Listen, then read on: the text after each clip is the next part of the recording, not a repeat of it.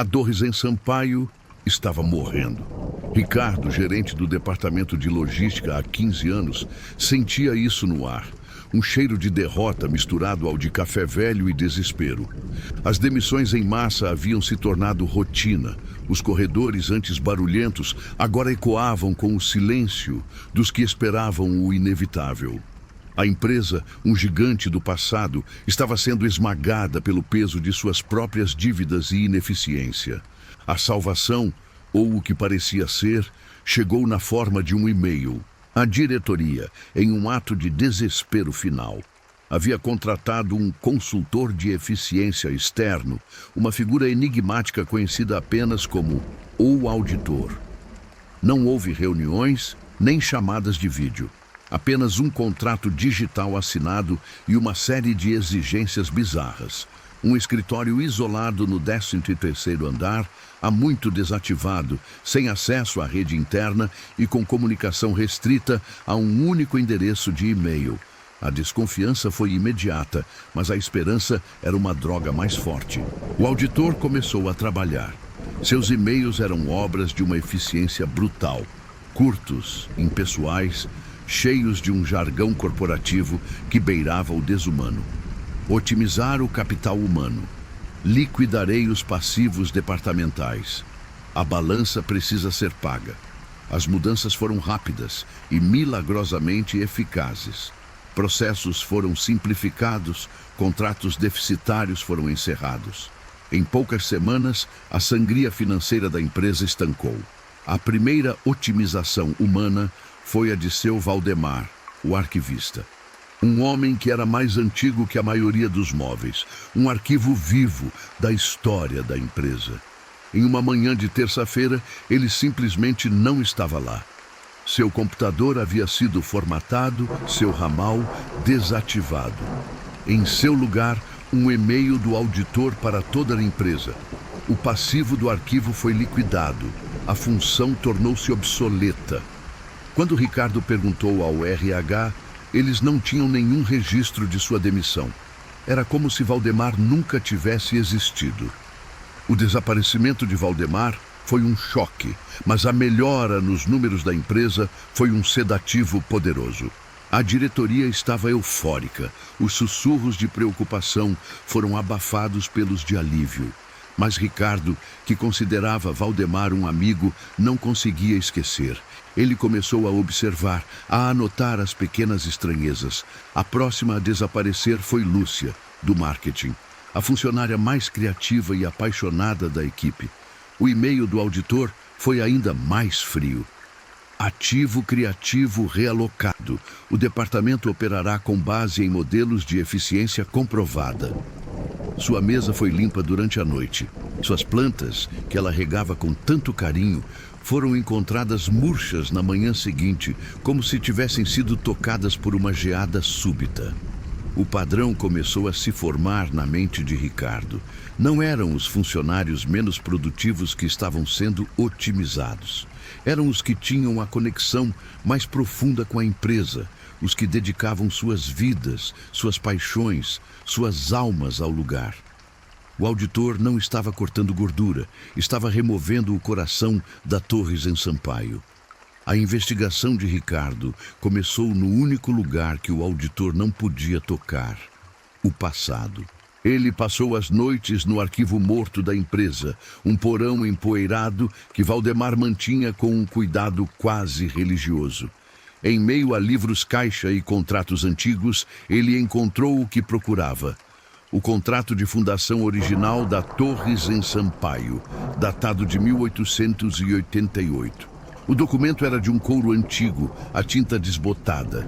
Mas o que chocou Ricardo foi a última página. As assinaturas dos fundadores, Torres e Sampaio, estavam lá. E abaixo delas, uma terceira assinatura, feita com uma tinta de um vermelho escuro e enferrujado, quase preto. O nome era ilegível, um sigilo complexo. As cláusulas eram arcaicas, falando de prosperidade garantida em troca de um dízimo justo e de um ativo por cada ciclo de ganho. E a mais arrepiante: na eventualidade da quebra da balança, o signatário oculto reserva o direito de uma auditoria final para a liquidação de todos os ativos pendentes. A verdade, monstruosa e impossível, começou a se formar. A empresa não estava à beira de uma falência comum. Estava em default com algo muito mais antigo que os bancos. O auditor não fora contratado, ele fora convocado. Era a personificação daquela terceira assinatura, vindo para cobrar uma dívida de mais de um século. Armado com essa terrível suspeita, Ricardo sabia o que tinha que fazer. Ele precisava ver o covil do auditor, o escritório no 13º andar. Usando a desculpa de uma manutenção de emergência no sistema de ar-condicionado, ele conseguiu a chave mestra com um amigo da manutenção, um homem cujo medo crescente nos olhos mostrava que ele também sentia que algo estava profundamente errado. Naquela noite, a empresa era um esqueleto de vidro e aço. Cada som ecoava nos corredores vazios. O elevador, subindo além do 12º andar, pareceu hesitar, como se estivesse entrando em um território profano. A porta se abriu no 13º andar. O ar era gelado, parado, com um cheiro de poeira e ozônio. O corredor estava escuro, exceto pela luz que vazava por debaixo de uma única porta no final. O escritório do auditor. A chave mestra girou com um clique que soou como um tiro no silêncio. Ricardo empurrou a porta. O escritório não era um espaço de trabalho moderno, era uma câmara ritualística. Não havia computador, apenas uma máquina de escrever antiga sobre uma mesa de mogno. As paredes estavam cobertas por mapas astrais e símbolos alquímicos. E no ar, o cheiro de incenso rançoso e algo mais. O mesmo cheiro metálico que ele sentira no arquivo morto. Sobre a mesa, ao lado da máquina de escrever, havia um ábaco antigo, cujas contas de osso pareciam se mover sozinhas, clicando suavemente. Havia um tinteiro de cristal, cheio de um líquido espesso e escuro que pulsava com uma luz fraca. E aberto no centro da mesa, um livro caixa de couro, idêntico aos do arquivo. Nele uma lista de nomes: Valdemar, Lúcia. Os outros que haviam desaparecido. A tinta de seus nomes parecia estar se desvanecendo lentamente da página. O horror final estava pregado na parede oposta. Era um mapa da planta do prédio da empresa, desenhado à mão em um pergaminho amarelado. Mas não era um mapa comum. Linhas e símbolos conectavam os departamentos, as mesas, os dutos de ventilação, transformando a arquitetura corporativa em um imenso e complexo sigilo de sacrifício. Cada mesa dos funcionários otimizados estava marcada com um X vermelho. Ricardo seguiu as linhas, o sangue gelando em suas veias. O sigilo convergia para um ponto central, um sacrifício final para zerar a balança. Seu dedo trêmulo traçou o caminho até a última mesa marcada. Era a sua. Um som de clique atrás dele o fez pular. A porta do escritório havia se fechado e trancado sozinha. As luzes da sala piscaram e se apagaram, mergulhando-o na escuridão, exceto pelo brilho sinistro do tinteiro pulsante e da tela da máquina de escrever, que se acendeu com um zumbido baixo. Letras verdes começaram a se formar no pequeno monitor da máquina de escrever, sem que nenhuma tecla fosse pressionada. Ricardo Alves, gerente de logística, ativo remanescente, valor, 15 anos de serviço leal.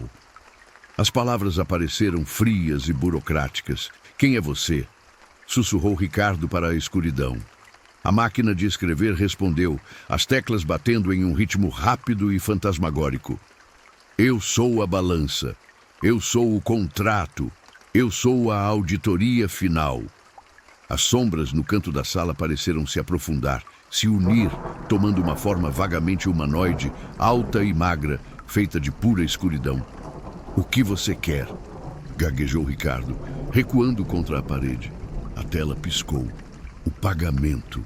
A Torres em Sampaio prosperou. A dívida cresceu. A falência foi a chamada final. Os ativos devem ser liquidados para restaurar o equilíbrio. A figura de sombra deu um passo em sua direção, o ar ao redor dela se tornando gelado. Ricardo olhou ao redor, desesperado por uma arma, uma saída. Ele viu o pesado livro-caixa sobre a mesa. Em um ato de pura adrenalina, ele o agarrou e o arremessou contra a máquina de escrever. A máquina explodiu em uma chuva de faíscas e peças de metal. A figura de sombra gritou, um som de estática e agonia que não tinha voz, e vacilou. Ele não esperou para ver mais. Correu para a porta trancada e a atingiu com o ombro, 1, 2, 3 vezes, até a madeira antiga ceder. Ele disparou pelo corredor escuro, o som do grito da entidade ecoando atrás dele, perseguindo-o. O prédio, antes um lugar familiar, agora era um labirinto hostil. O elevador não respondia. Ele correu para as escadas de emergência, descendo os andares em um pânico cego. As luzes de emergência piscavam, projetando sua própria sombra na parede como um monstro perseguidor. Ele finalmente chegou ao térreo, arrombou a porta de vidro e saiu para a noite fria da cidade, correndo sem olhar para trás. Ele chegou em casa, trancou a porta e se encolheu em um canto, tremendo. Ele havia sobrevivido. Ele havia escapado. Na manhã seguinte, exausto e ainda em choque, ele ligou a TV. A primeira notícia no canal de economia fez seu sangue gelar. Milagre corporativo. Ações da Torres em Sampaio disparam após auditoria misteriosa anunciar lucro recorde. Ele olhou para a tela, para a fachada do prédio onde quase morreu, agora brilhando sob o sol da manhã. Ele havia fugido. Ele havia quebrado a máquina. Mas ele não havia destruído a entidade. Ele apenas a havia irritado. E ao se tornar o único ativo que escapou da liquidação, ele não era mais apenas um número em um livro. Ele era a dívida pendente. Ele olhou para a palma de sua mão. Sobre a linha da vida, uma pequena marca, como uma queimadura de tinta, começava a se formar. Não era vermelha. Era da cor de sangue seco. O sigilo da terceira assinatura. A auditoria não havia terminado. Apenas havia mudado de local.